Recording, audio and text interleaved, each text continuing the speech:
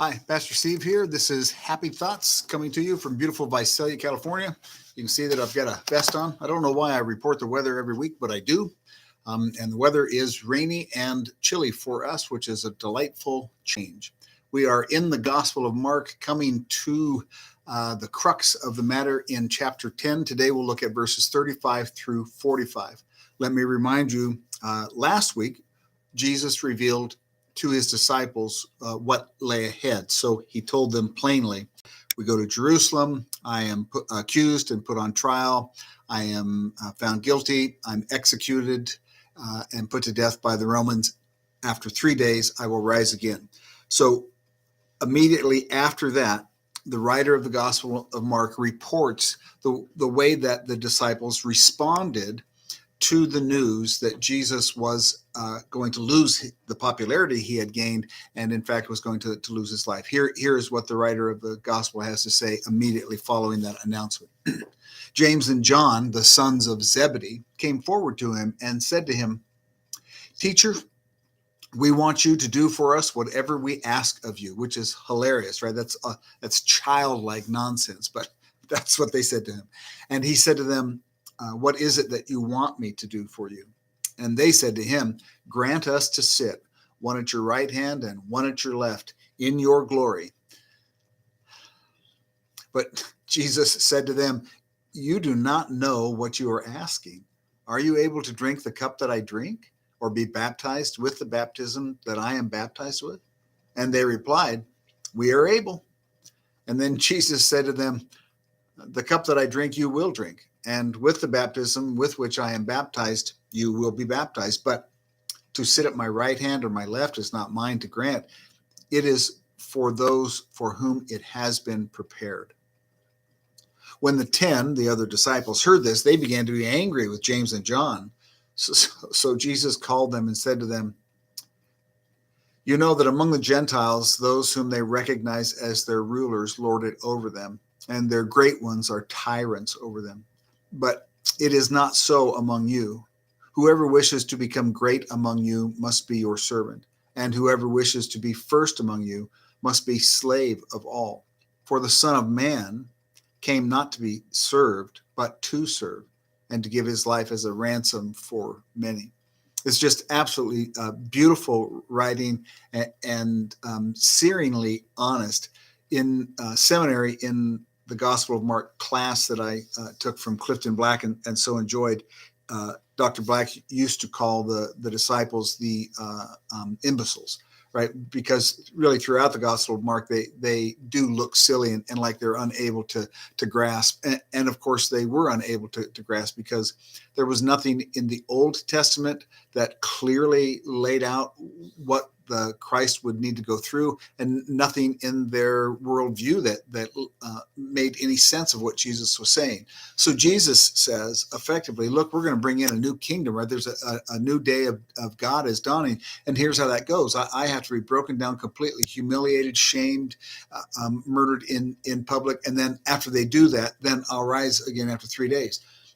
And I think that the writer of the Gospel of Mark put in this story about the ridiculous reaction of the disciples because it shines a pretty good light on the reaction of most people when they start to get close to the heart of what the gospel message really is. So effectively, what we see is the disciples saying, "Oh, well, he said he's going to die. So if he's going to die and he goes to glory when he dies, how we should ask him, right? Do I get to be at your right hand and your left hand? In other words, can I have some power and authority once you go to glory?" It's savage in its insensitivity to what Jesus is going through. And it is imbecilic on their part not to even have the wherewithal to ask questions or to determine why Jesus would need to go the way that he has announced that he's going to go. And then, of course, the other 10 find out that the two, the sons of Zebedee, are fighting for position, and they get angry about that. And now everybody's squabbling, and no one has accepted or paid any attention to the core truth of what Jesus has laid out, which is the way of salvation, which is to be effectively divorced from this world, in Jesus' case, by this world, and really in most of our cases, by this world also. And then after losing your life, to rise again into eternal life, into the promise that God has for you.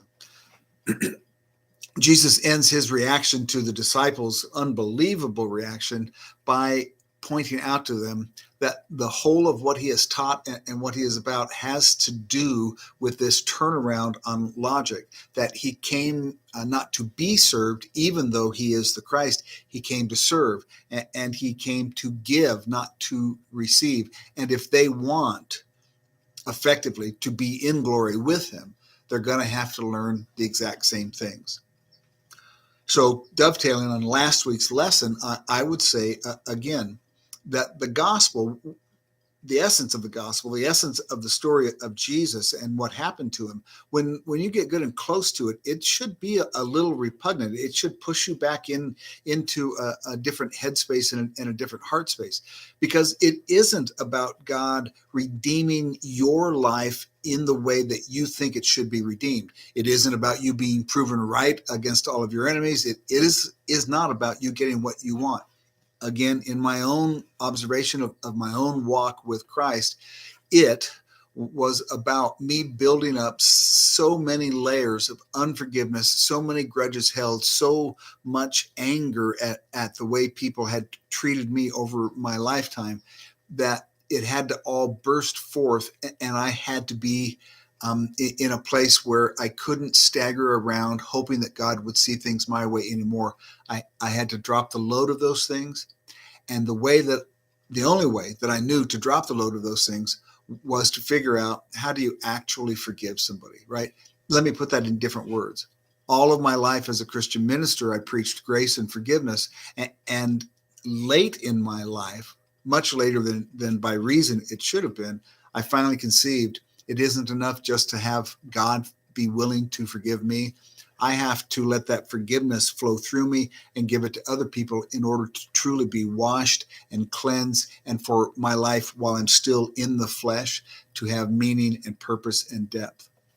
In other words, I had to die to the conceited and self-centered view of life that I had, whether or not I was just in my judgments as far as the world goes.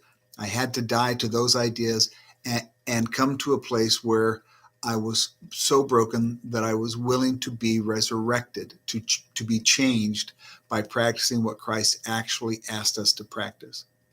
I would say to anybody who's listening today that has a great burden on their heart, or is in a dark time in a relationship, or simply feels separated or abandoned by God, or is facing catastrophic hard things, here is the deal. God will be with you in the hardest times of your life. And if you will be obedient, if you'll practice grace, if you'll accept the things that you cannot change, if you will be willing to forgive and to see even people who have harmed you in a different light, he will bring about in you, regardless of the outer circumstances, a peace and a genuine joy that you may never, ever have known. And I commend that to you. So Jesus has now announced that as they go to Jerusalem, why they're going, and the disciples have reacted by absolutely refusing to accept it, and by becoming almost childlike in their selfish ambition and conceit. Well, if that's going to happen, then who gets to be in power when you're gone, is the question that's asked. That's a pretty good framing of much of the modern church. They want to know who controls the money and who has the power, who's the most popular, what's the newest mega church, what's the bandwagon we can all get on. Doesn't it mean that you're better than all other Christians if your church is 10,000 people and you're on TV? No, it doesn't, and it never has. And that's not the glory that Jesus wanted for us. What Jesus wanted for his people was for them to find the courage and the faith to walk the lonely road that leads to death of ambition, death of worldly views and desires, and to be in that death then resurrected to the truth that he himself lived. It's really powerful and really beautiful. And I would eagerly enjoin everybody who sees this particular episode to think about your life and to think about what would it be like if you stopped expecting of God that he was going to give you what you had conjured up that you want, and if you became accepting of what God had given to you, the ability and the authority to forgive people, an ability to move beyond believing that things outside of yourself can deliver happiness inside of yourself, and a chance at joy, the likes of which most people have never, ever known. It comes through acceptance of the realities of this life. It comes from a determination to be as selfless as you possibly can, to walk in the steps of Jesus. And it comes ultimately through strict obedience to his command that we should love each other the way that we love ourselves, which is to say, we are forgiving and hopeful and graceful. Next week, we're going to see Jesus in a situation in which, as it's written by the writer, perfectly corresponds to what we've talked about these last 2 weeks. A truth is told, or a miracle is predicted, and the reaction to it perfectly outlines what we've seen today. And then we will be into Jerusalem and in really to the final acts of the life of the Christ that God sent to us. I hope that this is a blessed week for you. I turned 60 years old at the end of this week, and I plan to celebrate by being with people that I love and by continuing to, as best I can, promote the cause of the gospel of Jesus Christ. So have a great week. I hope to see you next week. Bye-bye.